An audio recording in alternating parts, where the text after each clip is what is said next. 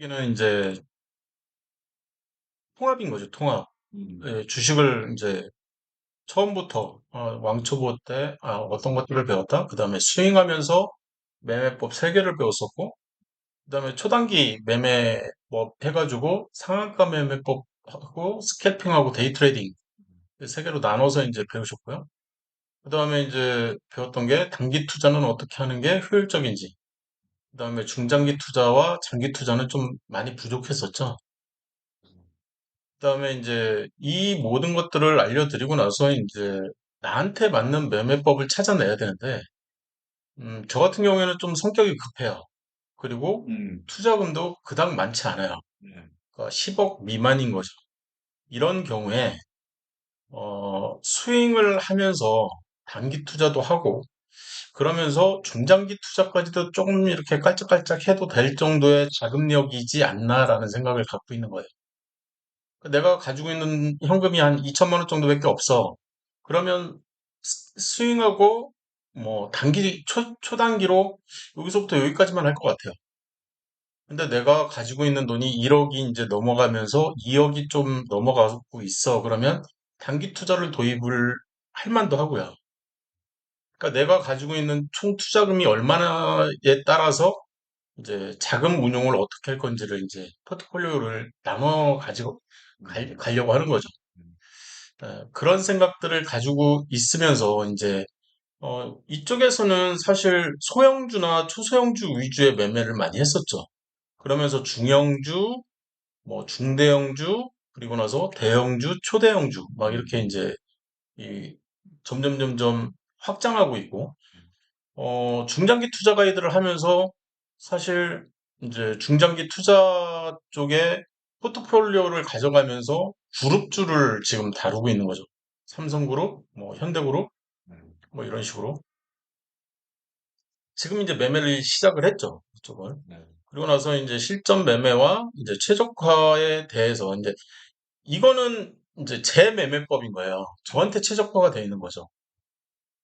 이제 형님만의 매매법을 만들어내야 되는 거예요.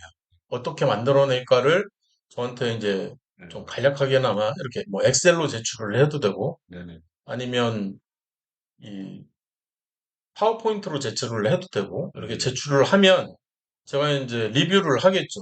음, 이게 지금 잘하고 있는 매매법이다, 잘못하고 있는 매매법이다. 네. 일단 장표를 먼저 이렇게 구성을 전체적으로 한번 해보고 이 안에는 이제 웬만한 게 다 들어가 있는 거죠. 이제 네. 내가 노트북을 가지고 있거나 모바일을 음, 가지고 있거나 그 종목은 어떤 경우에 내가 삭제를 하려고 하는 건지 음, 이런 종목들은 좀 드러낼 거야. 뭐 이런 음, 부분들이 기본적 분석, 기술적 분석, 심리적 분석 나눠서 이제 얘기를 하고 있는 거고 최대 보유 종목 수와 금액은 느 정도가 타당한지 초단기를 내가 할 거야. 그러면 종목 수는 한두 종목만 할 거야.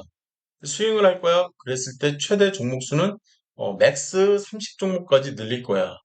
그리고 단기 투자를 할 거야. 그랬을 때 종목 수는 한 10종목 정도, 중기와 중장기는 5종목 정도나 장기 투자도 한 5종목 정도. 그래서 토탈 한 50종목 정도가 되게끔 지금 이제 대충 구성을 한 거죠. 그래서 이 장이 엄청 좋아. 대세 상승으로 무조건 갈 것 같아. 그런 시그널들이 여기저기서 보여. 그러면 최대 종목 수는 스윙 같은 경우에 최대 30종목까지 늘려서 해도 무난할 정도로 좀 능수능란해질 수가 있는 거죠. 근데 예를 들어서 내가 가지고 있는 핸드폰이 LTE야. 그러면 종목 수를 20종목 미만으로 줄여야 돼. LTE 속도로는 이 30종목이 감당이 안 됩니다. 음, 그리고 단기 투자 같은 경우에도 내가 만약에 10종목을 하고 있는데 스윙을 20종목을 하겠다. 그러면 따라오질 못해요. LTE 가지고는, LTE 음, 속도로는. 그래서 5G 같은 경우에는 이 속도를 이제 이 정도 종목을 넣어놔도 속도가 따라오기 때문에 가능한 거죠. 지금 현재로서는. 2023년 8월 28일 기준의 설명입니다. 음, 진입은 어떻게 할 거다? 내가 진입을 하겠다 그러면 지금 포트폴리오를 급등주 위주로만 가져가기 때문에 장대 항봉이 무조건 발생한 상태고 그리고 장대양봉 위에서 주가가 막 놀고 있을 때, 진입을 하고 있는 거죠. 근데 장대양봉의 시가 밑으로 주가가 하락하면, 그러면 나는 어떻게 할 것인지. 이런 종목들은 1차 매수는 안 할 겁니다. 결론부터 얘기하면. 그 다음에 물타기는 장대양봉의 시가 위에 있을 때는 어떻게 하고, 시가 밑에 있을 때는 어떻게 할 건지. 그래서 시가 위에 있다 그러면 361 저항선 돌파나 단기 저항선 돌파나 중기 저항선 돌파로 당연히 할 수 있겠죠. 장대양봉의 시가 위에 있을 때. 그렇지만 장대양봉의 시가 아래에 있다 그러면 이제 빨리 물타서 매물대 정도 이렇게 평단가 잘 맞춰놓고 털어야 되는 거죠. 네, 이런 종목은 털어야 되는 종목이에요. 청산. 근데 내가 털려고 했는데 또 장대양봉이 발생하는 케이스도 있어요. 그래서 그런 종목들 같은 경우에는 좀 눈여겨봐야 되고요. 지금 오늘 장이 워낙 좋아가지고 100종목이 넘어갔네요. 지금. 지금 뭐 미국의 금리 뭐 변동이 없다 뭐 그것 때문에 전반적으로 지금 장이 굉장히 좋아졌죠. 그래서 지금 이제 실전 과정 저 오버뷰를 일단 먼저 작성을 하고 네, 전체적인 그죠? 그래서 내가 종목은 어떤 식으로 발굴을 할 건지 네, 종목 발굴에 대한 예, 기본 방침인 거죠. 그래서 종목 발굴을 할 때 이런 종목들은 안 할 거야. 네, 그리고 내가 종목 보유 수는 어느 정도가 적당한 것 같아. 그리고 진입은 이렇게 할 거야. 청산은 이렇게 할 거야. 네, 그런 얘기들. 청산 얘기가 나오고요. 진입과 청산 전략이니까 거기에 내가 종목수 관리는 어떻게 할 거고 투자금 관리는 어떻게 할 거고 뭐 기타 이제 얘기들이 막 나오는 거죠. 이거는 이제 전체 오버를 한 이제 뭐 하나의 이런 거죠. 이런 것처럼 목차 같은 거고요. 그래서 여기서부터 이제 간단하게 이제 막 넘어갈 거예요. 영문 조건 검색을 활용을 할 거고 이 조건 검색에 나오는 애들을 일단 하나씩 하나씩 보려고 하는 거죠.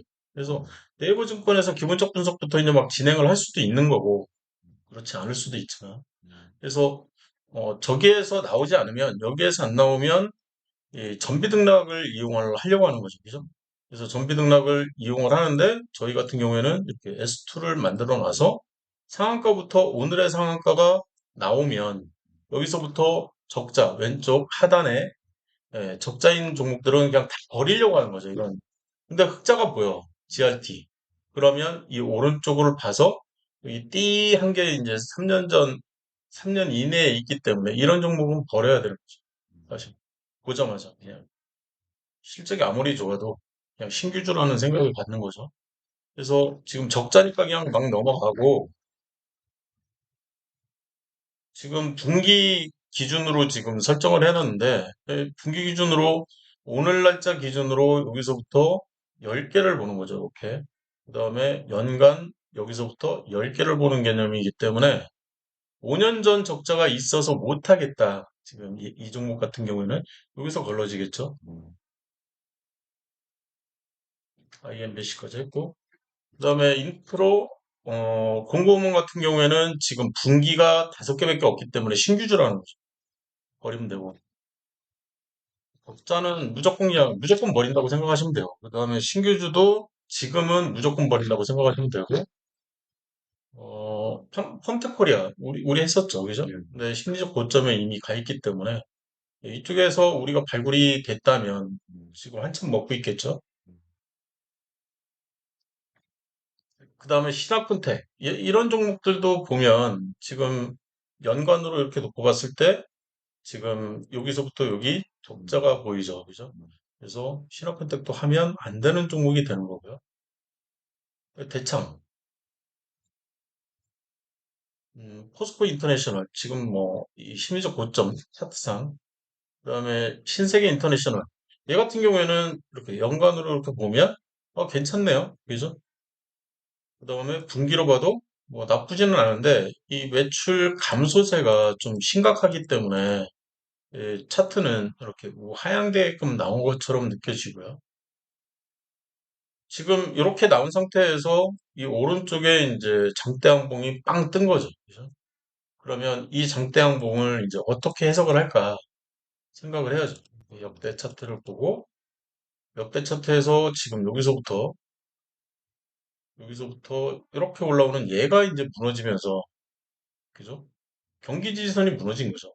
5년 이상의 경기 지지선이 무너지면서 10분의 1 토막도 가능한 여기서부터 이렇게 대세 하향을 이제 나타내는 이게 이 경기 지지선이 무너지면 경기 저항선 돌파를 해야 돼요.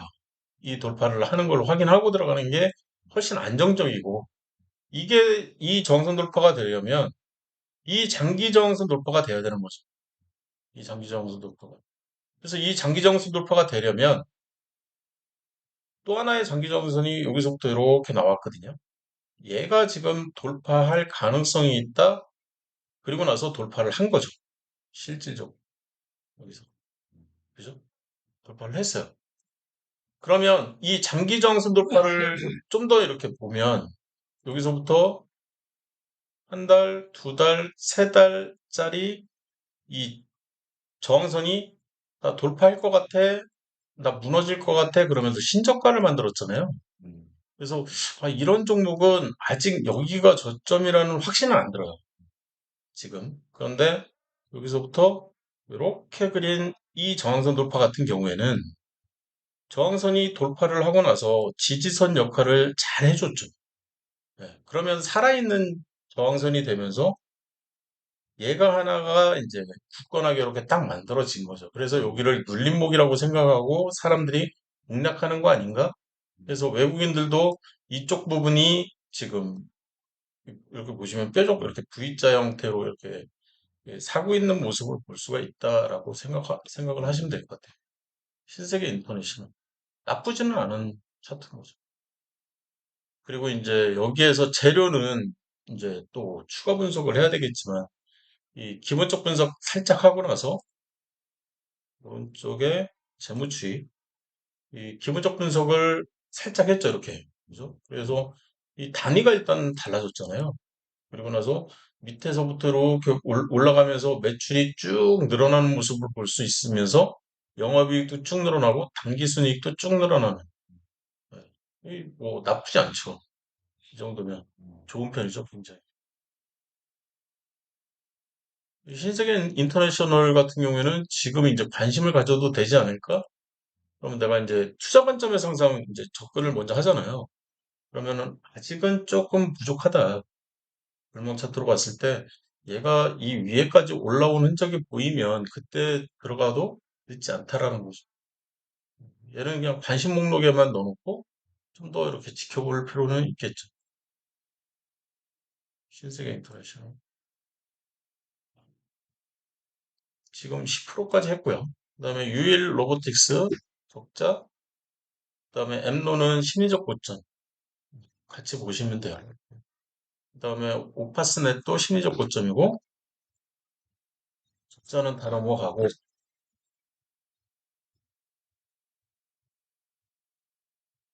파란색이 조금만 보이면 그냥 관심을 안 가지면 돼요. 사실 예, 뭐 A급 정보가 나한테 오지 않는 한 굳이 뭐 들어가려고 들어갈 필요는 없습니다. 그래서 이런 종목들은 다 관심사가 아닌 거죠. 관심사가 아닌 종목들은 전에 미루미루 뭐 하나 있어. 하나 더. 하나 없었는데 더. 없었는데요. 없었는데요. 없었는데. 파란색 조금만 보이면 그냥 다 넘어가시면 돼요. 얘도 이제 살짝 있긴 하지만 이제 연관으로 바꿔요. 연관도 흑점. 그러니까. 예, 맥코스. 맥커스 같은 경우에는 이제 지금 위치에서 들어가기에는 사실상 조금 부담되죠. 바로 보이시죠? 이런 거는. 내일 역으로 가면서. 그래도 5%까지는 보는 게 좋아요. 제가 계속 말씀드리지만, 5% 지금 발굴된 거는 아까 그 한 종목 정도밖에 없잖아요. 그것도 이제 예. 사야 되겠다. 이런 종목이 아니라, 짜고하고 이런 종목은 뭐, 괜찮죠. 잘 대중화금도 치네. 계속 하다 말다 그런 종목이라서, 야, 근데 분들이 굉장히 지금 이제 항상 기준은 역대 차트를 먼저 음, 기준으로 놓고 보는 거예요. 음, 그래서 코로나를 제외하고 그냥 이렇게 쭉 거서 올려주잖아요, 우리가. 그래서 지금 이제 심리적 저점은 여기니까 고점은 여기였었고 지금 이제 뜨기 시작하는 종목으로 볼 수도 있는 거죠. 그죠? 예, 지금 여기가 1년, 2년, 2년 반짜리 준 경기 정상 돌파기 때문에 충분히 메리트는 있는 종목이라고 보여지는 거죠. 그죠? 지금 물론 15,000원밖에 안 됐고 3만 원까지는 무난히 올라가지 않을까라는 생각을 가지고 있습니다. 이런 종목들은. 그래서 여기까지 일단 한 5% 정도 됐으니까 이 지금 전비 등락에 대한 설명을 지금 간략하게 이제 해드리는 거예요. 그래서 뭐 일단 이렇게 등락률을 봤을 때 이 뭐 짤짤이 종목들, 이 1,000원 미만의 종목들은 사실 볼 필요도 없는 거죠. 그리고 내가 네이버를 통해서 국내 증시 상한가 급등 이쪽을 이제 보려고 하는 건데 이쪽에서도 1,000원 미만의 종목들은 볼 필요가 없다. 그다음에 이제 내가 이제 이 급등에서 상한가나 이렇게 급등해서 발굴된 종목은 기본적 분석부터 이제 차근차근 이렇게 하나씩 하나씩 봐 나가야 되는 거죠. 그죠? 차트만 보고서는 덜컥 사면 안 되죠. 그런데도 계속 덜컥덜컥 살 때가 있어요. 예, 오늘도 우리 잠깐 얘기했지만 이 SK 이노베이션 같은 경우에도 잘못 샀잖아요. 그죠? 예, 잘못 산 거죠. 예, 사자라고 얘기를 했을 때, 이거 2년 전에 적자였는데, 그다음에 분기로 봤을 때, 이거 이 분기 지금 세 분기 연속으로 적자나고 있는데, 이거 진짜 사도 돼? 이런 얘기를 하셨어야 되는 거예요. 저한테. 나도 못 봤어. 예, 저도 지금 깜빡했었고, 제 와이프도 깜빡했고, 지금 다 깜빡해가지고 그냥 이 차트가 지금 워낙 이뻐서 산 케이스잖아요. 전체적으로 이렇게 봤을 때. 이런 위치에서 여기서부터 이렇게 대세 상승이 이루어지지 않을까? 이런 기대 심리가 이제 발생되는 이제 위치이기 때문에 그것 때문에 산 거죠, 사실.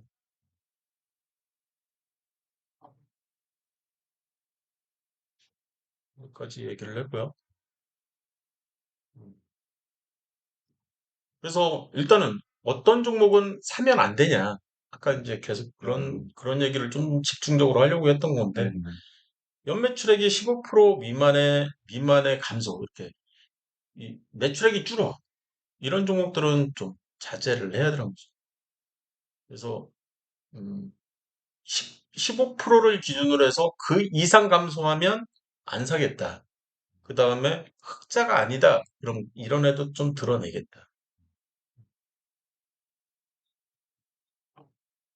우량주택에서 이제 장대 양봉인 종목을 좀 계속 집어넣으려고 하는 거고요. 관심 목록에다 넣으려고 하는 거겠죠.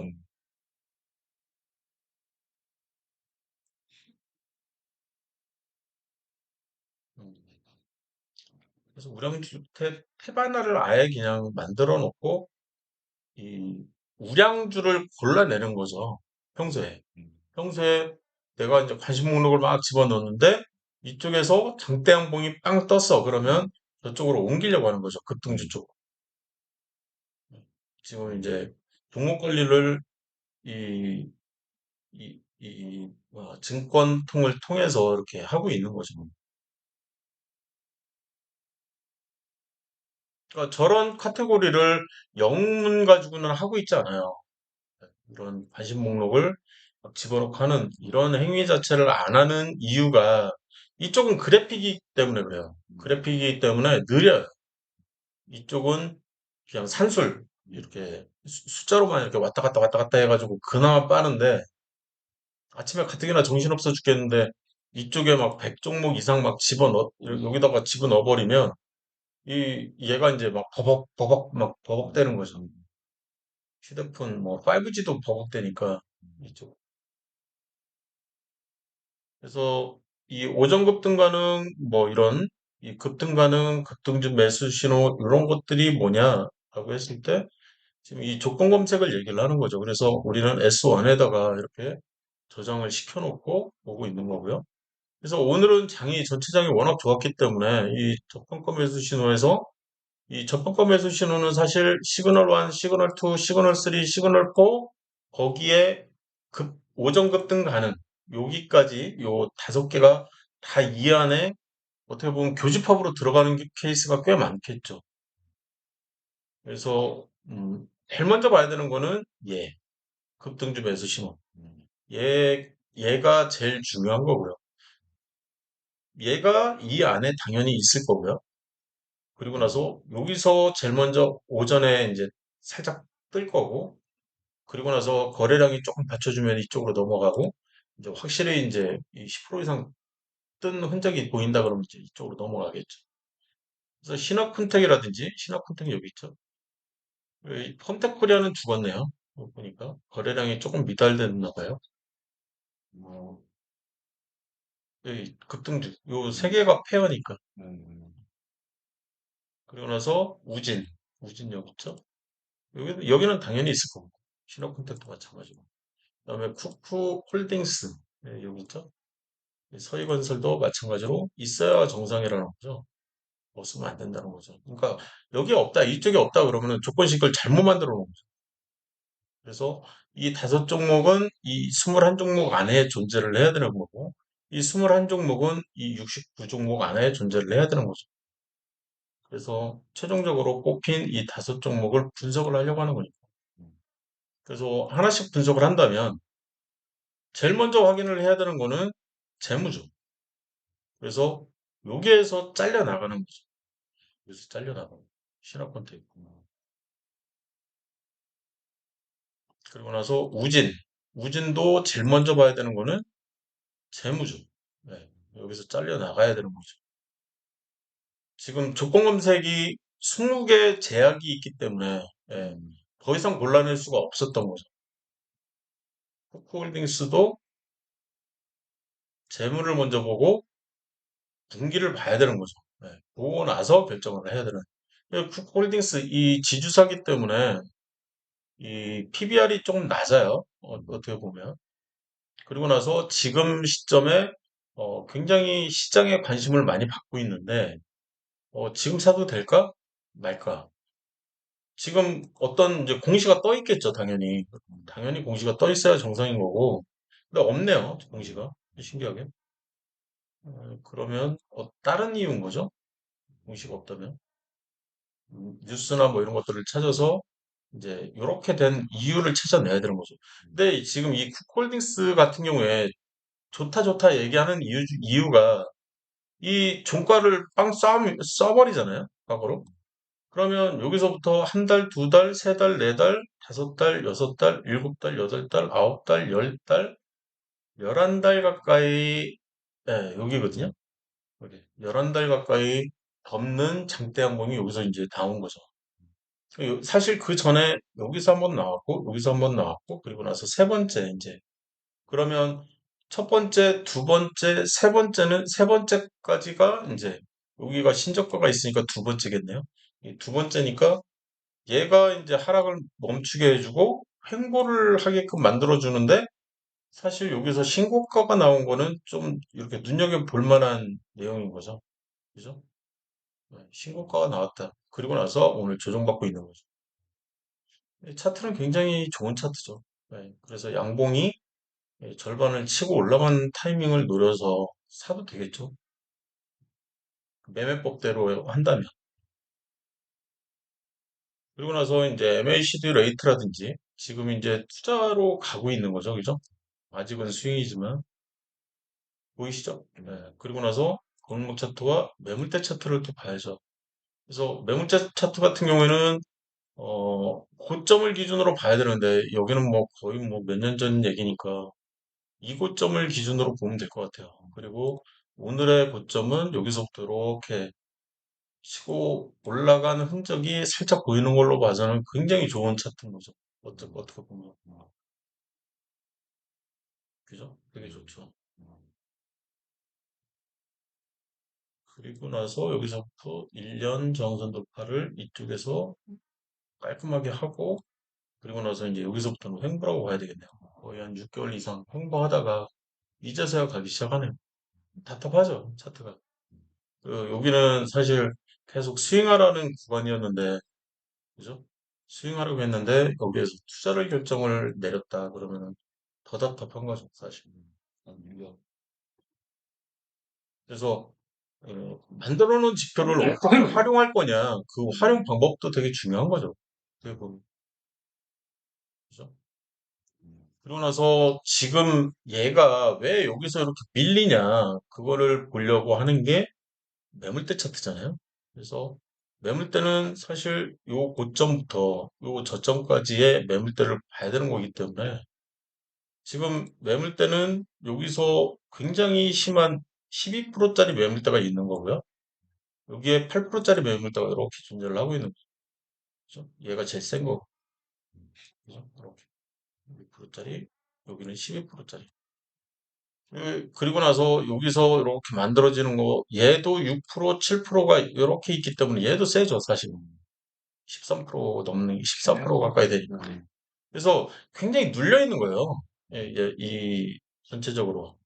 그러니까 이제 여기를 뚫어볼까? 이제 하다가 못 뚫고. 그냥 한 달 걸리죠, 이것만 해도. 실제로 한 달이 걸렸나요? 한 달 넘게 걸리네요. 그죠? 한 달 넘게 걸린 상태에서 뚫고 다시 이제 여기가 12%, 한 13% 정도 되는 매물대였잖아요. 네, 거기까지 밀리고 있는 거죠.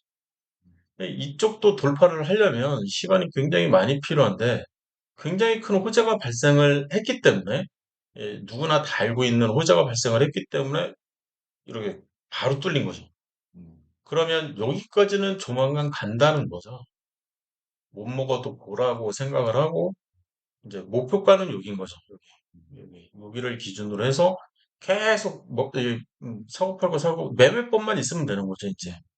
그죠? 그리고 지지선도 이렇게 가던 게 꺾이고 나서 또 꺾이고 있는 거니까 지지선 매매법을 추세선으로 매매법을 삼아도 되고 아니면 우리가 항상 얘기하는 이 단기 투자 이상에서는 볼린저 밴드나 엔벨로프를 도입을 하잖아요. 그죠? 엔벨로프 도입했든 볼린저 밴드를 도입했든 이제 이쪽 매매법대로 한번 해보려고 노력을 하는 거죠. 시총은 얼마나 될까요? 6천억. 중대형주? 중형주? 중대형주. 그 정도 되는 시총이네요.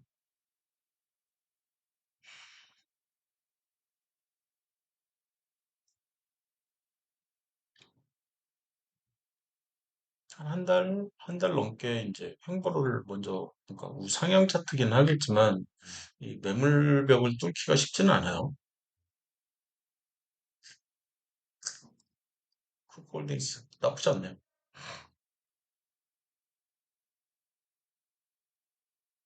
이렇게 이제 종목이 발굴이 되면, 급등주에다가 집어넣는 거죠. 그죠? 급등주. 우량주가 아니라.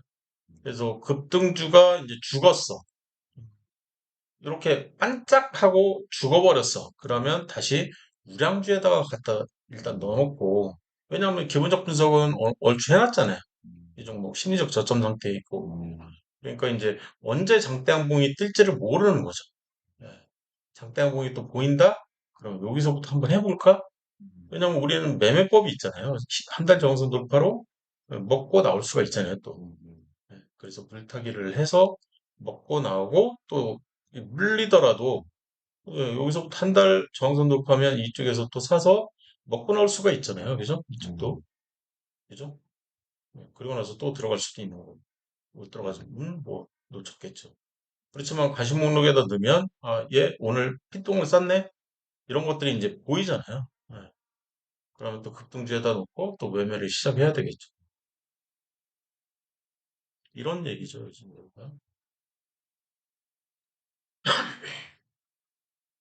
그러니까 상한가나 상승 또는 급등, 이런 카테고리에 있는 종목들을 눈여겨봐야 되는 가장 큰 이유 중에 하나가 지금 시장은 이 종목을 이렇게 관심 있게 보고 있다는 거죠. 주식하는 사람들이 대다수가 이 종목을 보고 있는 거예요.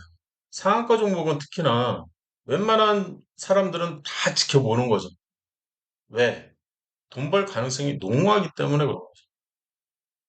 예를 들어서 오늘의 상한가를 보면, 오늘의 상한가 이 테라사이언스부터 보면, 지금 장난 아니네요, 얘는. 그죠? 막 하한가 갔다 상한가 갔다가 지금 막 되게 좀 오락가락 하고 있어요. 그렇지만 이 종목이 지금 1,000원까지 갔다가 이 7,000원에서 1,000원까지 내려가는데 7월 12일, 8월 24일이니까 한 달 한 반 정도. 그 정도밖에 안 지났거든요. 이게 한 달 반 만에 이렇게 돼버렸거든요. 굉장히 좀 심각하죠, 어떻게 보면. 얘도 이제 상한가를 쳤는데 왜 상한가를 쳤는지가 중요한 거죠. 왜? 왜가 중요한 거죠. 지금 여기에는 안 나오는데 이렇게만 봐서는 안 나오죠. 근데 이 밑에다가 보조지표를 사실 뭐 외국인 지표로 얘보다는 나의 관심 지표에 있는 이 공시를 보는 게 맞죠. 이 상한가인 종목들은. 그래서 오늘 상한가가 발생한 이유가 있을 거잖아요. 최대주주 변경이라는 얘기는 뭐 당연히 지금 호재 자체가 회사가 넘어가는 호재인 거잖아요. M&A 호재인 거잖아요. M&A 호재로 뭐 상한가 친다는 거는 뭐 되게 자연스러운 거죠. 얘는 공시가 없어요. 그러면은 얘는 좀 이렇게 버려두는 거죠. 지금 알고 있는 얘가 더 안정적인 거죠. 상한가가 지금 여기서 상한가, 여기서 상한가, 상한가가 지금 세 번 연달아서 나온 거예요. 그러면 예를 들어서 테라사이언스는 듣보잡인데 삼성 같은 대기업에서 이거 인수하는 거 아니야? 이런 생각을 가질 수도 있는 거죠. 이런 식의 이제 투자 경고를 먹었다 그러면은 음, 거래소는 모른다는 거잖아요. 난 몰라 얘가 왜 오르는지. 시장은 알 수도 있는 거예요. 시장은 상한가를 쳤어. 왜 상한가를 쳤는지 시장은 알지만 거래소는 모르는 경우에 투자 경고를 먹이는 거니까 일반적으로 그렇게 이해를 하시면 되고요. 그래서 이렇게 내가 왜 상한가에 관심을 두는 게 맞는 건지, 급등 종목에 왜 눈을 이렇게 자꾸 이렇게 관심을 가져야 되는 건지.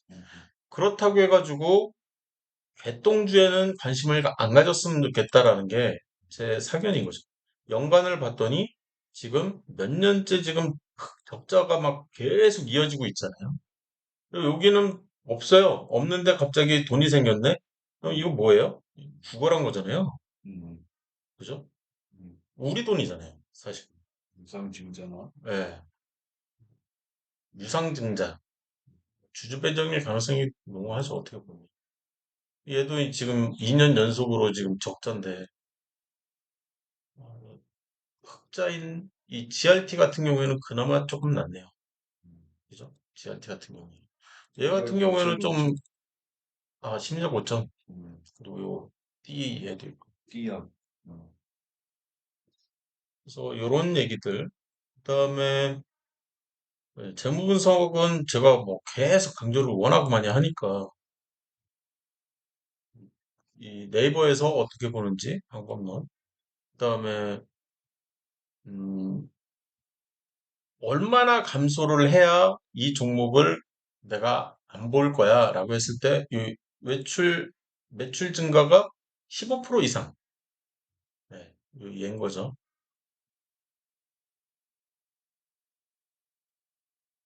이게 적자 났다 그러면 바로 버리면 되는 거고. 근데 내가 들고 있는데 적자 전환을 할 수도 있잖아요. 이 얘기하고는 좀 달라요. 그때는 유보율을 확인을 해가면서 적자 났네? 적자 났어요. 적자 났는데 유보율이 뭐 5,000% 막 이렇게 돼버려. 그러면 굳이 이 종목을 손절할 이유는 전혀 없다. 네, 그런 얘기를 계속 해드리고 있는 거죠. 그래서 PBR 뭐 일에 항상 이제 흑자 지속인 종목은 일에 수렴만 한다는 사실을 절대 잊으면 안 된다. 그래서 성장주 같은 경우에는 삶으로 수렴하려고 하는 성질이 있지만 이 성장주가 우량주가 돼버리면 쉽게 얘기해서 전년 동기 대비 실적이 세츄레이션이 돼버리면 그럼 주가는 반토막 나버리니까 되게 주의해야 되겠죠. 예전에 시젠이라든지 뭐 이런 종목들이 잠깐 확인해 보면, 지금 여기서부터 이렇게 늘어나다가, 그죠? 늘어나다가 여기서 330% 이것도 증가해요. 그런데 10% 여기서부터는 이제 세츄레이션인 거죠. 그러면 2021년 6월부터는 세츄레이션 걸린 거라.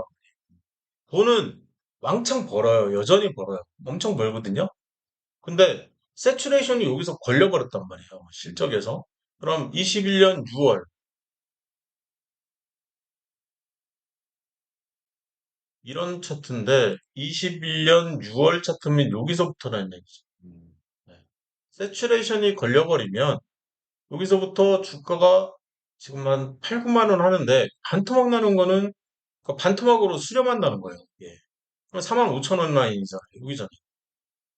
이쪽으로 수렴을 이렇게 할 수밖에 없다. 그죠? 이해되셨나요? 네, 지금 하는 얘기. 그래서 위험한 거죠. 성장주들이 투자가 하기가 참 애매한 게 언제 어떻게 세츄레이션을 할지 그걸 예측하기가 쉽지가 않은 거죠.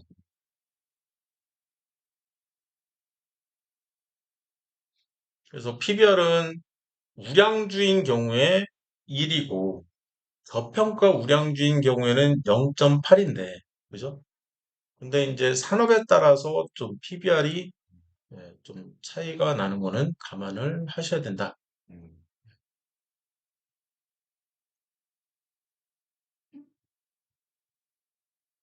그래서 그런 얘기들이 쭉쭉 벌어져 있고요.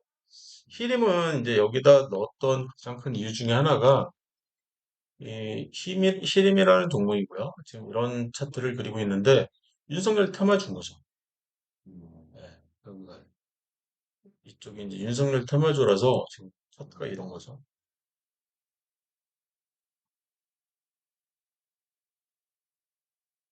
이 히림의 매출액 이제 증가세 뭐 해가지고 갭상이 벌어지는 거 보고 내가 이 종목을 할까 말까 이제 결정을 해야 되잖아요. 그래서 PBR은 0.8 수준이니까 아직 1이나 2 정도 수준. 근데 이런 얘기들 자체가 되게 위험하다는 게 왜 위험하다는 얘기인지는 이제 또 감이 오시죠. 기준이 요 날이기 때문에 네, 지금 주가는 여기서 막 왔다 갔다 하고 있는데 이게 위험한 거잖아요. 그죠? 지금 12월 31일이 기준이기 때문에 기준일은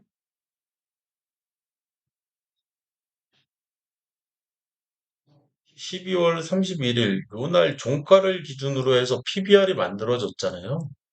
그죠? 네, 그 다음에 그 다음 PBR 분기는 얘를 기준으로 PBR이 만들어졌다는 거죠. 그래서 그 발표가 여기서 나 있는 상태니까 한 달 반이면 여기가 미리 발표하고 15% 이상이면 여기서 발표하고 그 다음에 이제 3월, 5월 말 그죠? 한 요쯤에 발표가 나겠네요.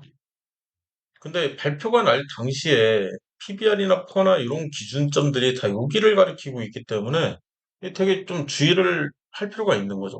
PBR 되게 낮네? 근데 알고 보니까 두 배인 거죠. 그래서 여기도 좀 되게 위험한 게 여기가 2021년도인데요. 2021년도 3Q 얘잖아요. 그래서 PBR이 1이야. 1이 찍혀 있어. 근데 사실 거의 이겼어. 그렇죠. PBR이 2였던 거죠. 여기가. 예. 지금 이 위치가 만원선이기 때문에 이제 좀 감이 더 오시죠. 한국파마 이제 내가 이런 위치에서도 먹을 자신이 있다. 5연상 됐는데 지금 한국파마 같은 경우에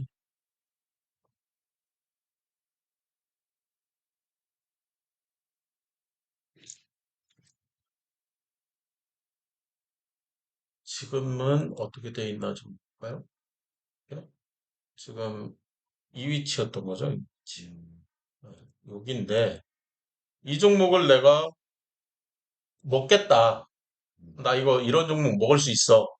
라고 생각하고 내가 들어간다면 내가 지금 5연상 뜬 거를 확인하고 들어가요. 네. 예를 들어서. 음. 그러면 어떤 매매법을 가져가야 되냐는 거죠. 음봉이 기준이니까 절반을 치고 올라왔냐? 예죠, 예. 그죠? 음. 그러면 이쪽에서 한 번은 먹을 수가 있죠. 이쪽에서. 그러고 나서 내가 안 버렸어. 얘를 한 주라도 들고 있어. 그러면 내가 361 저항선 돌파인데 못 쓰죠. 그죠? 이쪽에서는. 그래서 여기까지 기다려야 되는 거죠. 음. 그래서 물타기를 한다면 요때 물타기를 해야 된다는 게 보이죠. 음. 그리고 나서 여기서부터 내가 한 달, 두 달, 세 달이 이쪽에 이제 이쪽으로 와야 되는데 이쪽이 지금 안 보이잖아요. 여기서부터 이렇게 그려줘 볼까? 어쨌든 이 왼쪽을 버리는 매매법이니까 여기는 이제 너무 왜곡됐으니까 버리고 왜 버렸는지도 이해를 좀 하시는 게 좋아요. 그래서 내가 이제 다음 타이밍 언제 잡을까? 요 날로 잡히는 거죠. 그죠? 이해되신 거죠? 지금 방금 설명한 것도. 여기도 이제 좀 왜곡이 심하다 싶으면 버리면 돼요, 그냥. 내가 이쪽에서 먹고 나고 하다가 여기가 정고점이야. 그리고 나서 다음 타이밍을 내가 언제로 잡을까?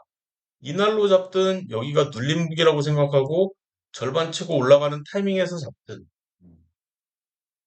이해되셨죠? 어떻게 매매를 할지는. 네. 그래서 왜냐하면 이 변동폭이 살아있기 때문에 그런 거예요. 그래서 가능한 매매법인 거거든요. 여기까지도 다 이해를 하셨을 걸로 알고 넘어간다. 그래서 급등주들을 어떤 식으로 내가 먹고 나고를 할까 그 고민만 계속 하는 거죠. 사실. 그래서 여기서도 보면 장대양봉이 하나 보이는데, 그죠? 얘는 하락을 멈추게 해주는 장대양봉이라는 생각을 가지고 있는 거죠. 나는 횡보하겠거니 했는데 예, 전저점이 무너진 거죠, 여기서. 그래서 추가 하락이 여기까지 된 거고요. 근데 여기서 또 장대양봉이 또 나왔어요. 하락을 또 멈춰주게 해줄 것 같아. 근데 횡보인 거죠. 하락을 멈춰줄 것 같다고 했지. 이 종목이 올라갈 거라고. 올라간다는 얘기는 예, 그걸 개런티 해주는 건 아니라는 거죠. 이해되셨죠? 지금 이제 얘하고 얘에 걸쳐서 알려드리고 싶은 거는 여기도 마찬가지거든요. 나는 이제 횡보할까? 나는 횡보할까? 여기서 이제 준장대양봉이 계속 나와주니까. 근데 부질없는 얘기가 됐었던 거죠. 이해되셨죠? 네, 여기 전저점이 무너지는 순간 리셋이에요, 리셋. 네, 첫 번째 장대양봉. 여기도 첫 번째 준장대양봉. 여기도 첫 번째 중장대양봉. 이렇게 돼버려요.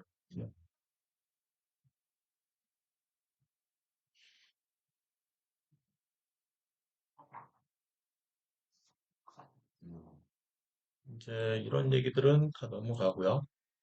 그래도 넘어갈 겁니다. 계속 같은 얘기니까. 그래서 대주주 대표이사가 일본 사람이야, 중국 사람이야, 미국 사람이야, 요거 자체가 나는 사기꾼 아니야? 예, 일단 이렇게 접근하는 게 낫지 않겠냐. 내가 일본 여길 갈 거야? 예, 그거 아니잖아요. 그래서 SBI 뭐 핀테크 솔루션스라는 회사가 있는데 재무제표를 믿을 수가 없겠다라는. 너 도대체 뭐 하는 회사길래 우리나라에서 사업은 하니? 그걸 내가 어떻게 확인을 해? 답이 안 나오는 거죠, 어떻게 보면.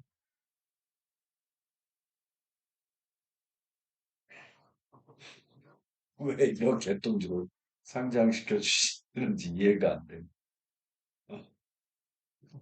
뭐, 그러니까 기술력이 강한 회사라고 해가지고 상장을 시켜주는 건데, 매출액이 2억이에요, 2억. 1억, 2억. 이, 뭐, 말도 안 되는 재무제표죠, 사실. 텐마는 뭐 이것저것 껴있는데, 그런 거에 이렇게 눈을 돌리려고 하지 말고, 항상 기본에 충실을 하는 게 우선이다. 그래서 흑자 지속이면서 매출액이 좀 충분히 있는 그런 회사를 예, 처음에 종목 선정을 할 때부터 예, 그렇게 하는 게 맞죠. 심리적 고점이냐 아니냐. 물론 심리적 고점이라고 해가지고 못 먹는 건 아니에요. 못 먹는 건 아닌데 그러니까 쫄 필요는 없어요. 왜냐하면 매매법대로만 하면 예, 먹을 가능성이 충분히 있거든요. 시간이 오래 걸린다 뿐이지 사실. 심적 고점에서 내가 잡았어. 그런데 매매법을 잘 생각을 해야 되는 거죠. 내가 맨 마지막 매매법으로 내가 살려고 할 때 이제 6개월짜리를 보겠다.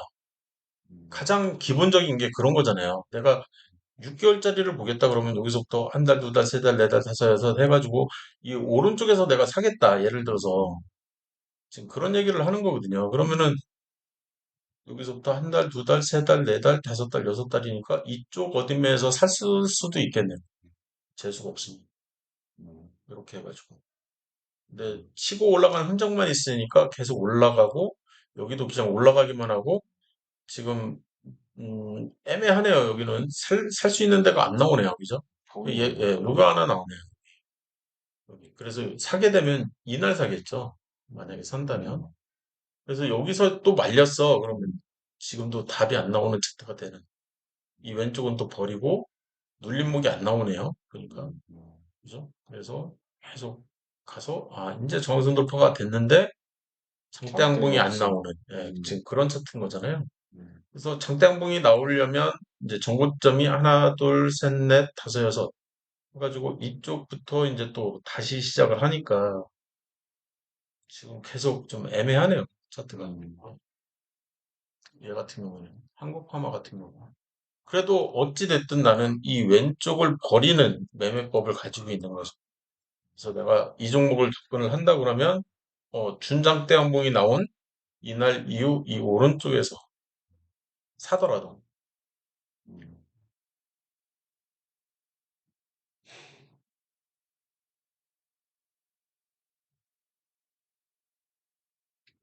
여기까지 이 종목을 어떤 종목들을 내가 선택을 하려고 할 때 이런 종목 싫어. 이런 종목도 싫어. 이런 종목도 싫어. 예, 음. 이거에 대한 어떤 확고한 룰이 있어야 된다라는 얘기를 해드리는 겁니다.